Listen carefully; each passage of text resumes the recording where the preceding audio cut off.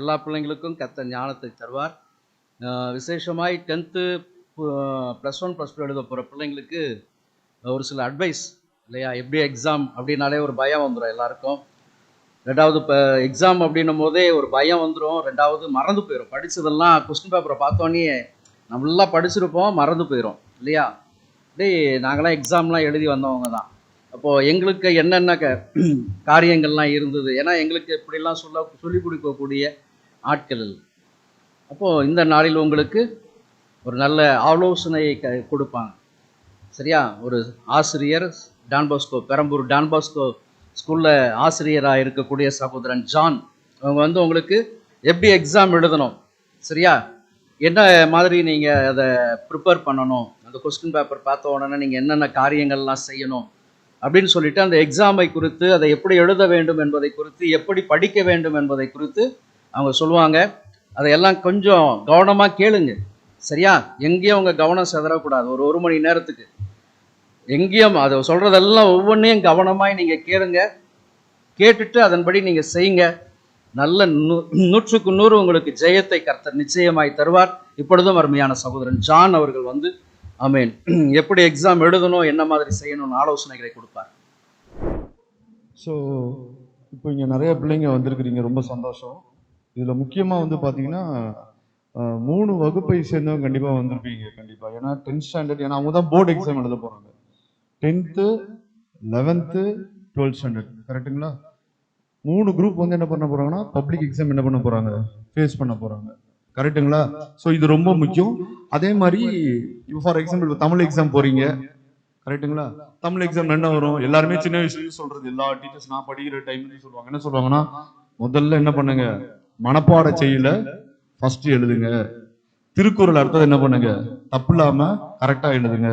ஏன்னா இது ரொம்ப முக்கியம். 10th ஸ்டாண்டர்ட் படிக்கனாலும் சரி, 11th ஸ்டாண்டர்ட் இருக்கா என்னன்னு தெரியல, இருக்கா மனப்பாட செய்யலாம் இருக்கு. இப்ப வாழ்த்து எழுதுறீங்க அப்படின்னா அந்த வாழ்த்தை நீங்க என்ன பண்ணணும், கரெக்டா பிழை இல்லாம ஃபர்ஸ்ட் பேப்பர்ல அதை எழுத சொல்லுவாங்க. ஏன் அப்படின்னா, சோ இதை படிச்சிருக்கான கண்டிப்பா என்ன பண்ணிருப்பான், எல்லா மற்ற ஆன்சர்ஸ்லாம் நல்லா படிச்சிருப்பான்றது எக்ஸ்டர்னல். அந்த திருத்துறவங்களுக்கு ஒரு நம்பிக்கை, சரி இதுவே கரெக்டா எழுதிருந்தான் 10 மார்க். நாங்க படிக்கும் போதெல்லாம் அப்படிதான், அந்த செய்யுள் மனப்பாட செய்யுள் எழுதி 2 திருக்குறள் எழுதுனா அதுக்கு 10 மார்க். ஃபர்ஸ்ட் பேப்பர்ல அதான் எழுத சொல்லுவாங்க. அதனால தான் டீச்சர்ஸ், தமிழ் டீச்சர்ஸ் எல்லாம் பாத்தீங்கன்னா எத்தனை சொல்லுவாங்க, எப்படியாவது மனப்பாட செய்யல் என்ன பண்ணு, மனப்பாடம் பண்ணு சொல்லிட்டு திருக்குறள் எத்தனை திருக்குறள் இருந்தாலும் அத்தனை என்ன பண்ணுவோம் மனப்பாடம் பண்ணி என்ன சொல்லுவாங்க, ஃபர்ஸ்ட் பேப்பர்ல பிழை இல்லாம தெளிவா எந்த ஒரு அடிச்சல் திருத்தல் இல்லாம முதல் பக்கத்துல என்ன பண்ணணும், கரெக்டா அதை எழுதணும் கரெக்டா. அதுக்கப்புறம் உங்களுக்கு எது நல்லா தெரியுது, இல்ல எனக்கு ஒன் வேர்டு தெரியல, நிறைய பேர் என்ன பண்ணுவாங்க ஒன் வேர்ட்ல இருந்து ஸ்டார்ட் பண்ணுவாங்க, அப்படியே போட்டு வருவாங்க. சில இடத்துல ஒன் வேர்டு தப்பாயிரும். ஒன் வேர்டு தெரியல அப்படின்னா இப்ப நாளா எப்படி எழுதுவேன்னா பின்னாடி இருந்து போவேன், லாஸ்ட்ல என்ன பார்ட் டி 5 மார்க்னா 5 மார்க்ல இருந்து எழுதிட்டு வருவேன். 5 மார்க் 3 மார்க்ஸ் 2 மார்க்ஸ், அப்புறம் கடைசியா என்ன பண்ணுவேன் ஒன் வேர்டு எழுதுவேன். ஸோ இது என்னுடைய வே ஆஃப் ரைட்டிங். ஸோ ரொம்ப கரெக்டா எழுதணும். ஏன்னா திருத்துறவங்க எப்படி திருத்துவாங்கன்றது தெரியாது. கரெக்டா என்ன பண்ணணும், ஹேண்ட் ரைட்டிங் நீட்டா எழுதுங்க, பிழை இல்லாம எழுதுங்க. அதுக்கப்புறம் நான் என்ன சொல்றேன் அப்படின்னா, நல்லா படிங்க, புரிஞ்சு படிங்க, நல்லா புரிஞ்சுக்கணும். ஏன் புரிஞ்சு அந்த வார்த்தையை படிக்க சொல்றேன் அப்படின்னா, ஒரு டெரிவேஷன் படிக்கணும்னா கூட என்ன சொல்லுது அந்த டெரிவேஷன், எதை பத்தி பேசுது அப்படின்னு நீங்க என்ன பண்ணணும், புரியணும். நீங்க புரிஞ்சுக்கிட்டீங்க அப்படின்னு வச்சுக்கோங்களேன், ரொம்ப நல்லது. புரிஞ்சுக்கிட்டீங்கன்னா கூட நீங்களே என்ன பண்ணலாம், ஓன் சென்டென்ஸ்ல வேர்டிங்ஸ்ல எழுதலாம். ஆனா ஒண்ணு ஓன் சென்டென்ஸ்ல எழுதும் போது என்ன பிரச்சனை அப்படின்னா, கிராமட்டிக்கலா நம்ம பசங்க மிஸ்டேக் விடுவாங்க. எப்படி சென்டென்ஸ் ஃபார்மேஷன் அவங்களுக்கு வராது நம்ம பசங்களுக்கு. நான் பார்த்துருக்கிறேன், நான் பேப்பர்ல நான் கூட சில கம்ப்யூட்டர் டீச் பண்ணும்போது நான் பசங்க சொல்றேன், நீ ஓனம் எழுத வேண்டாம்னு சொல்றேன், நீ எழுது, நீ ஓனாவா வார்த்தையை போட்டு எழுது, ஆனா என்ன எழுதணுமோ அதை எழுது. அந்த ஸ்கில் வராது, ரைட்டிங் ஸ்கில்ஸ் பசங்க விட்டுருவானுங்க. அதுதான் பிரச்சனை. எங்க இட்டு போடுறது, எங்க தட்டு போடுறது, எங்க ஆஸ்பீன் போடுறது, ஆஸ் போடுறது, இந்த மாதிரிலாம் ஒரு குழப்பம் வரும். அவனுக்கு நான் பார்ப்பேன் பேப்பர் கரெக்ட் பண்ணும்போது எழுதுவான், ஆனா கிராமட்டிக்கல் மிஸ்டேக்ஸ் என்ன பண்ணிருப்பான், அவனுக்கு தெரிஞ்சிருக்கும் ஆன்சர், ஆனா அந்த சென்டென்ஸ் ஃபார்மேஷன் தான் அவனுக்கு வராது. அதனால சில ஆன்சர்ஸ்ல பாத்தீங்கன்னா கீவேர்ட்ஸ், முக்கியமான கீவேர்ட்ஸ்லாம் இருக்கும். அந்த கீவேர்ட்ஸ்லாம் என்ன பண்ணுங்க, நல்லா படிக்கணும். படிச்சு அந்த கீவேர்ட்ஸ்லாம் என்ன பண்ணும், யாருமே உட்காந்து படிச்சுட்டு இருக்க மாட்டாங்க, ஒரு லைனா படிப்பாங்களா யாராவது, கண்டிப்பா படிக்க மாட்டாங்க. மெயினா பார்ப்பாங்க ஃபார்முலா இருக்கா, ஓகே இந்த ஸ்டெப்ஸ் இருக்கா, அவங்களுக்கு தெரியும் உங்களுக்கு, சோ இப்படி வந்தா இப்படி ஆன்சர் வந்து, அதை மட்டும் என்ன பண்ணுவாங்க, கரெக்ட் பண்ணுவாங்க. அதனால முக்கியமான பாயிண்ட்ஸை ஹைலைட் பண்ணி என்ன பண்ணுங்க, கண்டிப்பா நீங்க படிக்கணும். உங்களுக்கே தெரியும் 11th 12th ஸ்டாண்டர்டை பொறுத்த வரைக்கும் எப்படி அப்படின்னா, பிசிக்ஸ் கெமிஸ்ட்ரியில 30 மார்க் இருக்கு, 30 மார்க் பிராக்டிகல் இருக்கு. அவங்க எவ்வளவு எடுக்க சொல்றாங்க? 70க்கு 15 எடுத்தா பாஸ். ஏன்னா அது ஒரு 30 பிளஸ் ஒரு 15 என்னது 45. ஆனா பசங்க என்ன பண்ண அந்த 15 மார்க் எடுக்கிறதுக்கு என்ன பண்றாங்க? 15 மார்க் எடுக்கும் வருஷம் ஃபுல்லா படிக்கிறான். நீங்களும் ஜூன்ல இருந்து கிட்டத்தட்ட பிப்ரவரி வரைக்கும் படிக்கிறாங்க. நீங்க யோசிச்சு பாருங்களேன். ஓ 2 மாசத்துக்கு ஒரு லெசன் படிச்சா கூட ஒரு 5 லெசன் என்ன பண்ண 4 லெசன் ஃபுல்லா என்ன பண்ணலாம்? படிச்சு முடிச்சிடலாம். எப்படி ஃபெயில் ஆகிறதுக்குலாம் வாய்ப்பே கிடையாது. அப்ப எப்படி 15 மார்க் எடுக்கிறது கூட நம்ம தயார் பண்ண முடியாது? அப்படிலாம் கிடையவே கிடையாது. நீங்க ஒன் வேர்டு ஃபர்ஸ்ட் என்ன பண்ணணும்? எல்லாத்தையும் ஒன் வேர்டெல்லாம் உட்காந்து ஃபர்ஸ்ட் என்ன பண்ணணும்? படிக்கணும். ஏன்னா ஒன் வேர்டு எவ்வளவு மார்க்? 20 mark one word. அதுல நீங்க எப்படியாவது குறைஞ்சபட்சம் ஒரு 17 மார்க் இல்ல 18 மார்க். ஏன்னா 2 புக் இன்சைட்ல இருந்து கேட்பான். 2 புக் இன்சைட்ல என்ன பண்ணுவான்? கேட்பான். மிச்சம் எல்லாமே என்ன பண்ணுவாங்க? புக் பேக்ல இருந்தா கேட்பாங்க. ஏதாச்சும் ஒரு டஃப் பண்றதுக்காக ஒரு 2 இல்ல 3 மேக்ஸிமம் என்ன பண்ணலாம்? நீங்க 17 மார்க் அதுலயே என்ன பண்ணலாம்? ஒன் வேர்டு படிச்சு எழுதிடலாம். ஒரு 10 லெசன் இருக்குன்னு வச்சுக்கோங்களேன். 10 ஒன் வேர்டுனா என்னாச்சு? 100 ஒன் வேர்டு. சும்மா உதாரணத்துக்கு சொல்றேன். அந்த 100 ஒன் வேர்டு என்ன பண்ணணும்? எப்படியாச்சும் படிச்சு வச்சுக்கணும். உள்ள போனா ஃபர்ஸ்ட் ஒன் வேர்டு கடகடன்னு எழுதிடணும். எழுதிட்டேன்னா ரொம்ப ஈஸி. அதுக்கப்புறம் உங்களுக்கு தெரியும், உங்க டீச்சர்ஸே சொல்லியிருப்பாங்க இந்த 5 மார்க்கை படிங்க. உங்க கொஸ்டின் பேப்பர் நீங்க இவ்வளவு 7 கொஸ்டின் பேப்பர் இவ்வளவு எக்ஸாம் எழுதிட்டு வந்திருப்பீங்க. உங்களுக்கே ஒரு ஐடியா கிடைக்கும். ஓ இந்த சாப்டர் இருந்து அடிக்கடி கேட்கறான், இந்த கொஸ்டின்ஸ் நம்ம படிக்கணும் அப்படின்னு என்ன உங்களுக்கே ஒரு நாலேஜ் வந்துடும். கரெக்டா? அப்போ அந்த கொஸ்டின் பேப்பர் வச்சு பார்க்கணும். அடிக்கடி கேட்கிற கொஸ்டின்ஸ் என்ன கேட்கறாங்க அப்படின்னு நீங்க என்ன பண்ணணும்? அதை ஹைலைட் பண்ணி நீங்க என்ன பண்ணணும்? படிக்கணும். அப்புறம் அதான் சொன்னேன், பதறவே கூடாது, பயம் வரக்கூடாது. பயம் எது குறித்து? நம்ம படிக்கலையான்னு குறித்து பயம் வரணும். படிக்காம இருக்குமே, ஐயோ படிக்கணுமே, அதை குறித்து பயம். எக்ஸாம்ல கொஸ்டின் பேப்பர் பார்த்து என்ன பண்ணக்கூடாது? பயம் வரக்கூடாது. ஏன்னா உங்களுக்கு தெரியும், ஒரு தமிழ் பள்ளி மொழி எல்லாருக்குமே பதறிய காரியம் சிதறும். பதஷ்டம் வந்துட்டால என்ன ஆகும்? மைண்ட் எல்லாமே மறந்துடும் எப்பவுமே. அதனால தான் பாருங்களேன், எப்பவுமே கவர்மெண்ட்ஸ் எல்லா பப்ளிக் எக்ஸாம் பார்த்தீங்கன்னா 15 மினிட்ஸ்க்கு முன்னாடியே ஸ்டார்ட் பண்ணிடுவாங்க. ஏன்னா கரெக்டா ஸ்டார்ட் பண்ண மாட்டாங்க. கரெக்டா 10 o'clock தான் அப்படிலாம் பண்ண மாட்டாங்க.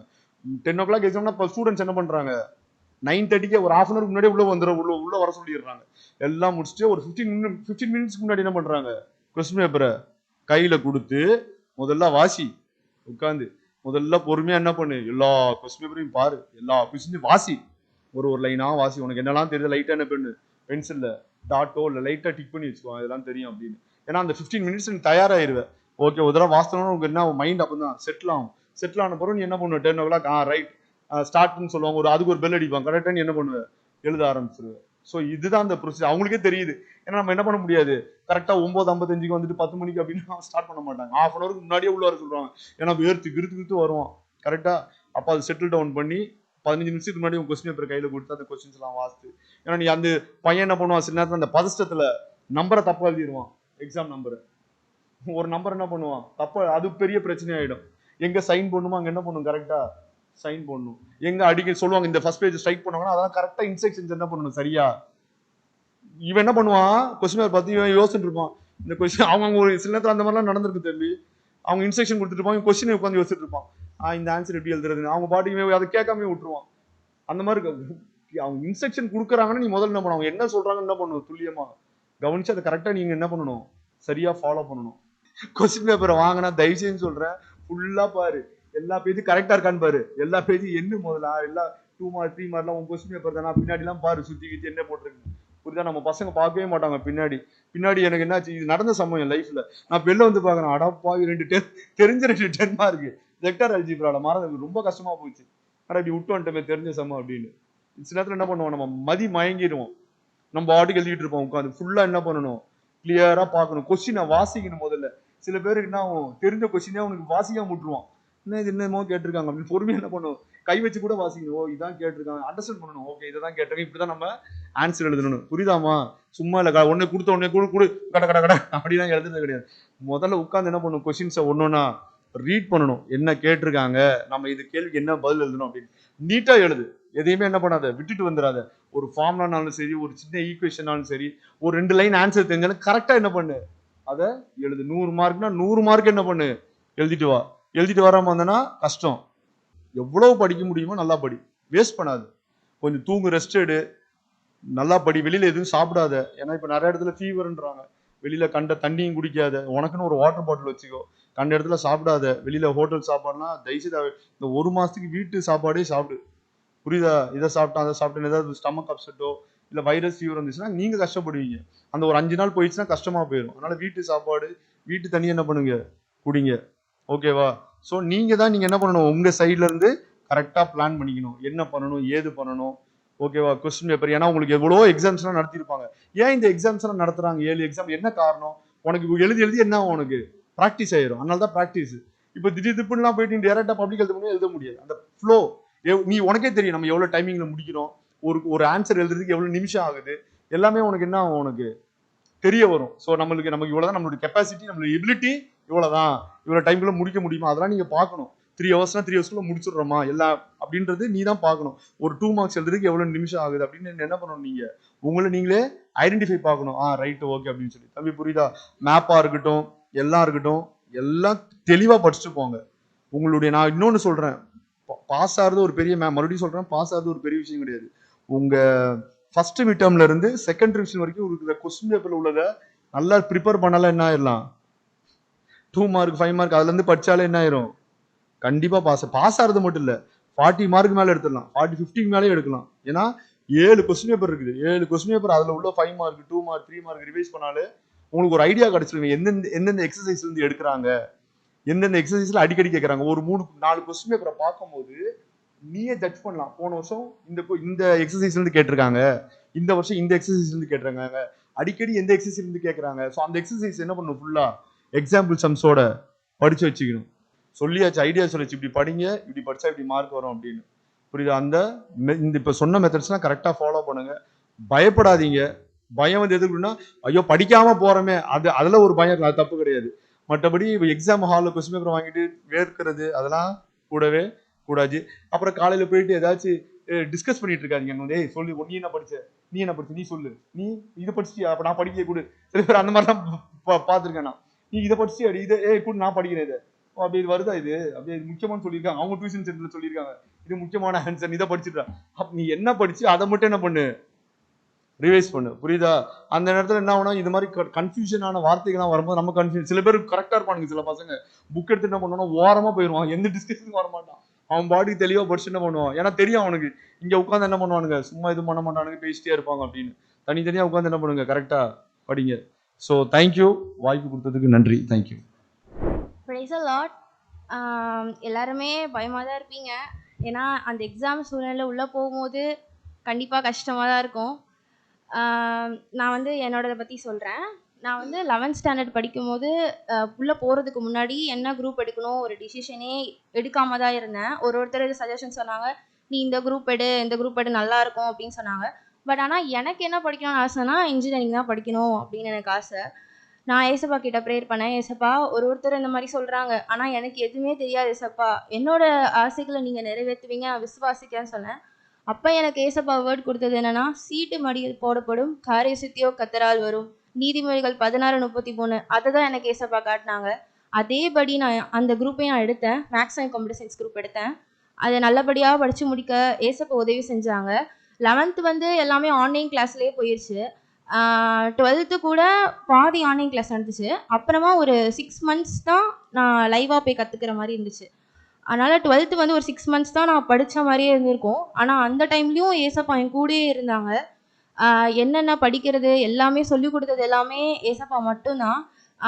நான் வந்து ஒரு நாளைக்கு ஒரு 8 to 9 சாப்டர்ஸ் படிப்பேன். அதுவும் இல்லாமல் ப்ரேயர் பண்ணுவேன், அப்புறம் வர்ஷிப் பண்ணுவேன். ஸோ நீங்களும் அந்த மாதிரிலாம் பண்ணிங்கன்னா கண்டிப்பாக உங்களுக்கு ஆறுதலாகவும் இருக்கும். ஏசப்பா உங்கள் இடத்துல பேசுவாங்க. நீங்கள் நிறைய டைம் நினைக்கலாம், ஏசப்பா எனக்கு எதுவுமே சொல்ல மாதிரியே தெரியலையே அப்படின்ட்டு. ஆனால் நீங்கள் பைபிள் படிக்கும்போது ஏசப்பா பேசுகிறத நீங்கள் உணர முடியும். ஒரு வார்த்தையும் ஏசப்பா பேசுகிறது உங்களால் கண்டிப்பாக உணர முடியும். அதை நான் அனுபவிச்சிருக்கேன். நீங்களும் அதை ட்ரை பண்ணி பாருங்கள். நீங்கள் ஏதாவது ஒரு எக்ஸாம் போகிறீங்கன்னா கூட நல்லா பைபிள் படிச்சுட்டு போங்க, நல்லா ப்ரேயர் பண்ணிட்டு போங்க. கண்டிப்பாக ஏசப்பா அதற்கான எல்லாத்தையுமே உங்களுக்காக செய்வாங்க. 12th கூட இதே மாதிரி நானும் பயத்தில் தான் போனேன். நிறைய விஷயங்கள் உங்கள் இதில் சூழ்நிலேருந்து பார்த்தா தெரியும். அதே மாதிரி 12th நல்லபடியாக எழுதி ஏசப்பா எனக்கு 92% கொடுத்தாங்க. சரி 12th நல்லபடியாக முடிஞ்சிருச்சு. நெக்ஸ்ட்டு காலேஜ்குள்ளே போனோம். 12th மார்க் எடுத்தது தான் பேஸ் பண்ணி தான் காலேஜ்லேயும் சீட்டு கொடுப்பாங்க. 12th நினச்சி கவலைப்பட்டுட்டு இருந்தாலும் அதுக்குள்ளே காலேஜ் போகிறத பற்றி கவலை வந்துருச்சு. எல்லாருமே கேட்டாங்க, என்ன இன்னும் காலேஜ் சேரலையான்னு. என் ஃப்ரெண்ட்ஸ் எல்லாருமே காலேஜ்குள்ளேயே போயிட்டாங்க. பட் ஆனால் நான் இன்னும் கவுன்சிலிங்கும் சரி எதுவுமே அப்ளை பண்ணலை. வெறும் நான் கவுன்சிலிங் போடுற ஐடியாவில் இருக்கேன், இன்னும் பார்த்துட்ருக்கேன் அப்படி தான் சொல்லிட்டு இருந்தேன். அதுவும் ரொம்ப கஷ்டமான சூழ்நிலை தான். ஆனால் அந்த டைம்லையும் ஏசப்பா என் கூட இருந்து, நீ பயப்படாத மகளே, நான் உன் கூடயே இருக்கேன் அப்படின்னு சொன்னாங்க. அதே மாதிரி நான் வந்து நிறைய காலேஜ் பற்றி எனக்கு என்னன்னா, ஒரு பெரிய காலேஜ்லலாம் படிக்கணும் அவசியம் இல்லை, ஒரு இன்ஜினியரிங் எனக்கு படிக்கணும், ஒரு ஏதாவது ஒரு காலேஜில் படிக்கணும் அப்படி தான் நான் மைண்ட் செட்டில் இருந்தேன். ஆனால் ஏசப்போட சித்தம் அது வேற மாதிரி இருந்தது போல். ஏசப்பா வந்து எனக்கு கவுன்சிலிங் போடுறதுக்கு எனக்கு உதவி செஞ்சாங்க. நாங்கள் வந்து என்ன பண்ணுறதுன்னு சூழ்நிலையே தெரியாமல் இருந்தோம். நிறைய காலேஜில் போய் கேட்டுட்டு இருந்தோம். எல்லாருமே ஒருத்தர் ஒரு மாதிரி சொன்னாங்க. ஆனால் எல்லா இடத்துலையும் ஃபீஸ் அதிகமாக தான் இருந்துச்சு. ஏன்னா இன்ஜினியரிங் படிக்கிறதுனாலே டொனேஷன் அதிகமாக வாங்குவாங்க தான். அப்படி இருந்த சூழ்நிலை ஏசப்பா வந்து நாங்கள் ஃபாஸ்டிங் போட்டு ஜெபம் பண்ணோம். அப்போ எங்களுக்கு ஆலோசனை கொடுத்தது என்னன்னா, நான் உனக்கு முன்னே போய் கோணலானவைகளை செவ்வைப்படுத்துவேன். என்னோட வாழ்க்கை கோணலாக தான் இருந்துச்சு. ஆனால் என்னை செவ்வைப்படுத்தி அந்த காலேஜில் சேர்த்த தேவன் தான். அதே மாதிரி நான் ப்ரேயர் பண்ண மாதிரியே கவுன்சிலிங்கில் போட ஏசப்பா வச்சாங்க. அதே மிச்சம் நாங்கள் கொஞ்ச நாள்லேயே டக்குன்னு நாங்கள் அப்ளிகேஷன் போட்டுட்டோம். கவுன்சிலிங்லேயும் சரி, நான் விருப்பப்பட்ட கோர்ஸும் எனக்கு கிடச்சிது. இப்போ நான் பனிமலரில் படிச்சுட்டு இருக்கேன். செகண்ட் இயர் படிச்சுட்டு இருக்கேன். ஆனால் இந்த எல்லா சூழ்நிலையிலையும் ஏசப்பா கூட இருந்தாங்க. அதே மாதிரி காலேஜ்லேயும் சரி, 12th படித்த மாதிரியே என்னால் டக்குன்னு கான்சென்ட்ரேட் பண்ண முடியல இன்ஜினியரிங்குள்ளே போனோன்னே. ஆனால் நான் இப்படிலாம் மைண்ட் செட் பண்ணி வச்சுருந்தேன். என்னென்னா, நம்ம வந்து நம்மளுக்கு காலேஜ் கிடச்சா போதும், மார்க் எடுத்துடலாம், உள்ளே போயிட்டா போதும் அப்படின்னு நினச்சேன். ஆனால் அப்படி இல்லை. உள்ளே போனோன்னே 12th படித்த மாதிரி சுத்தமாக இல்லவே இல்லையே. ஏன்னா டிகிரிக்குள்ளே நம்ம போகும்போது வேறு மாதிரி டோட்டலாக இருக்கும்ல. அதனால் போனோம். சுத்தமாக எனக்கு எந்த ஐடியாவுமே இல்லாமல் தான் இருந்துச்சு. ஃபஸ்ட்டு செம்மில் பார்க்கலும் அதுக்கப்புறம் இருக்க செம்மில் நல்ல மார்க் ஏசப்பா கொடுத்தாங்க. நீங்களும் இப்போ எல்லாருமே எக்ஸாம் எழுத மைண்ட் செட்டில் தான் இருப்பீங்க. அந்த பயம் எல்லாருக்குமே இருக்கும். ஆனால் நீங்கள் ஒன்று நினச்சிக்கோங்க, யார் என்ன சொன்னாலும் சரி, ஏசப்பா உங்க கூட இருக்காங்க. யார் வந்து எல்லாருமே சொல்லுவாங்க, நீங்கள் இப்படி எழுது அப்படி எழுதுன்னு சொல்லுவாங்க, நீங்கள் படிச்சிடுன்னு சொல்லுவாங்க. ஆனால் அது கஷ்டம்தான். அந்த சூழ்நிலையில் போகும்போது ரொம்ப கஷ்டமாக இருக்கும். கேஷுவலாக சொல்லிடுவாங்க, நீ இதை படிச்சிடு, டக்குன்னு படிச்சிடலாம் அப்படின்ட்டு. ஆனால் நம்ம மைண்ட் செட் வந்து ஒரு நாளைக்கு ஒரு மாதிரி இருக்கும். இன்னைக்கு வந்து படிக்கலாம் அப்படின்னு நினைப்போம். ஆனால் அந்த டைமில் அது தோணாது நம்மளுக்கு படிக்கணும் அப்படின்ட்டு. நானும் அந்த மாதிரி சூழ்நிலையில் போயிருக்கேன். ஆனால் நீங்கள் ஒன்று நினச்சிக்கோங்க, நீங்கள் ப்ரேயர் பண்ணிவிட்டு பைபிள் படிச்சுட்டு ஸ்டார்ட் பண்ணிங்கன்னா உங்களுக்கு தானாகவே நீங்கள் படிக்கிறத நீங்கள் உணரலாம். நான் 12th எக்ஸாம் எழுதும் போது கூட ஏதாவது ஒரு கொஸ்டின் எழுதிட்டே இருக்கேன். ஏன் எனக்கு மறந்துருச்சுன்னா அப்படியே யாரோ மைண்டில் வந்து எனக்கு சொல்கிற மாதிரி இருக்கும். என்ன அறியாமையே நான் எழுதினேன். அதை உணர்வெல்லாம் நான் உணர்ந்திருக்கேன். அது எல்லாமே நீங்களும் உணர்வீங்க.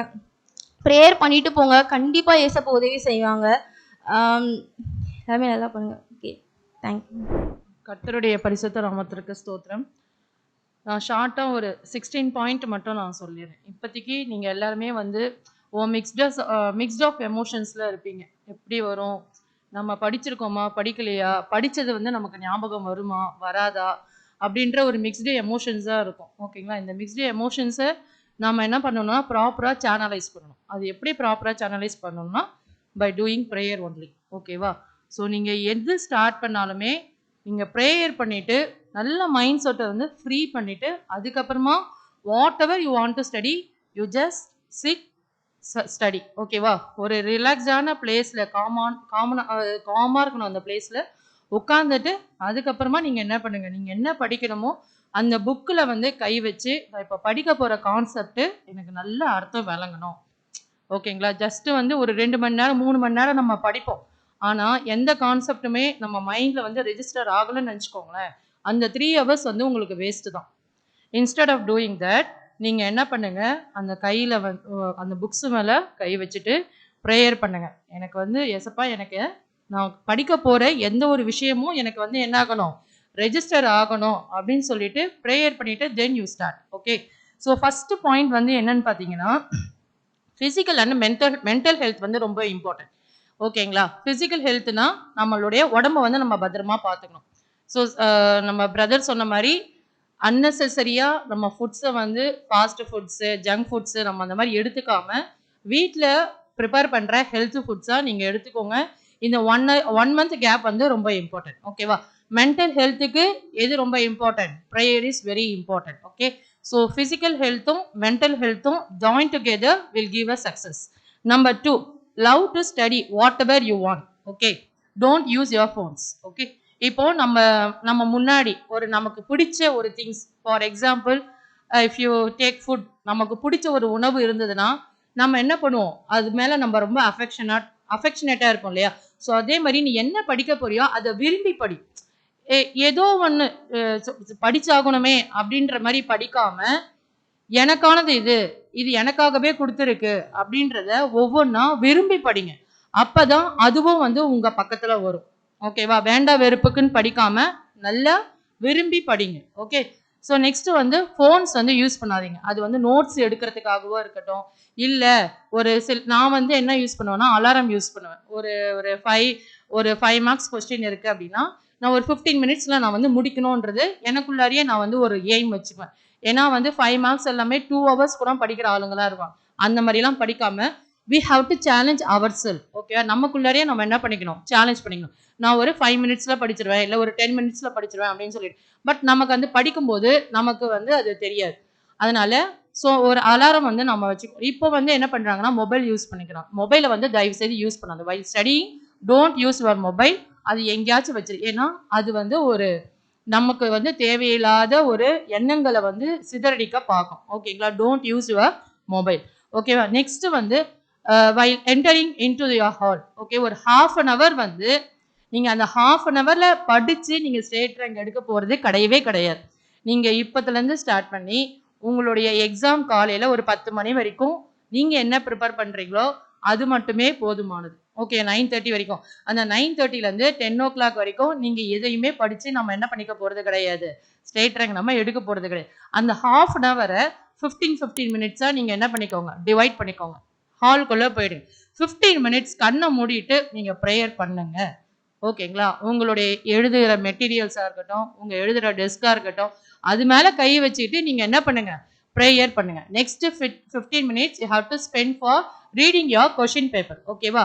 while receiving question paper from the examiner. Okay, நீங்க என்ன பண்ணுங்க, ஃபர்ஸ்ட் பேஜ்ல இருந்து லாஸ்ட் பேஜ் வரைக்கும் நீங்க வந்து ரீட் பண்ணுங்க. ஓகே, 1 time கிடையாது, 2 times கிடையாது, 3 times atleast you have to read the question paper at least for 3 times. Then only you can able to decode what they have asked. ஓகேவா? அப்பதான் உங்களால அந்த கொஸ்டின் பேப்பர்ல என்ன கேட்டிருக்காங்கன்றதை விளங்க முடியும். Especially for maths 80% of the answer will be given in the question. ஓகேவா? அந்த 80% of mark எது ஒரு ஐடியா எதுல தான் இருக்கும், உன்னுடைய கொஸ்டின்ல தான் இருக்கும். இப்போ பேராகிராஃப் டைப் சம்மா இருக்கட்டும், இல்லை ஸ்டோரி சம்மா இருக்கட்டும், அந்த சம்மை வந்து நீங்க ஒரு 2 or 3 times வந்து நல்லா படிங்க. ஓகேவா? கொஸ்டின் பேப்பரை நல்லா படிச்சாலே நாம வந்து ஐயோ இது நான் படிக்கல அப்படின்னு நீங்க நினைப்பீங்க. ஆனா நீங்க அந்த கொஸ்டினை படிச்சிருப்பீங்க. உங்களுக்கே அது வந்து என்ன ஆகாது, அந்த அவசரத்துல வந்து புரியாது. ஓகேவா? நல்லா நிதானிச்சு அப்புறமா நீங்க வந்து அந்த கொஸ்டின் பேப்பரை நம்ம வந்து ஃபோக்கஸ் பண்ணும்போது நமக்கு ஸ்டெப் பை ஸ்டெப்பா நமக்கு ஞாபகம். ஓகேங்களா? நெக்ஸ்ட் வந்து ப்ரெசன்டேஷன். ஓகேவா? இப்போ எழுத ஸ்டார்ட் பண்ணுறீங்க. நம்ம என்னதான் வந்து ஒரு பழமொழி இருக்கு, ஆள் பாதி ஆடை பாதி அப்படின்ற மாதிரி. ஓகேவா? நிறைய படிச்சிருப்பாங்க. ஓகேங்களா? ஒரு 1 மார்க்ல இருந்து 2 மார்க்கா இருக்கட்டும், 3 மார்க்கா இருக்கட்டும், 5 மார்க்கா இருக்கட்டும், அவங்களுக்கு எல்லாமே கிளியரா புரிஞ்சிருக்கும். ஆனா ப்ரெசன்டேஷன்ல சொதப்பிடுவாங்க. இப்போ வந்து ஒருத்தவங்க வந்து நம்ம வந்து எழுதுறது அந்த கரெக்ஷன் பண்றவங்களுடைய எய்ம்ல தான் நம்ம எழுதணும். அவங்க நிறைய மென்டாலிட்டியில வந்து கரெக்ஷன் பண்ணுவாங்க. ஒரு ஃபர்ஸ்ட் 10 பேப்பர்ஸ் வந்து நல்லா ஃபோக்கஸ்டா கரெக்ட் பண்ணுவாங்க. அதுக்கப்புறமா உங்களுடைய ஹேண்ட் ரைட்டிங்கு வந்து என்ன பண்ணணும், என்னுடைய கொஸ்டின் பேப்பரை படிங்க, என்கிட்ட கண்டென்ட் இருக்கு அப்படின்றத உன்னுடைய ஆன்சர் ஷீட் வந்து என்ன பண்ணணும், தே ஹாவ் டு ஸ்பீக். ஓகேவா? அப்போ உங்களுடைய ஹேண்ட் ரைட்டிங் ஃபர்ஸ்ட் பேஜ்ல உங்களுக்கு என்ன ஹேண்ட் ரைட்டிங் இருக்கோ they have to be written up to end. ஓகேவா? அதே ஹேண்ட் ரைட்டிங்கை நீங்க வந்து மெயின்டைன் பண்ணுங்க.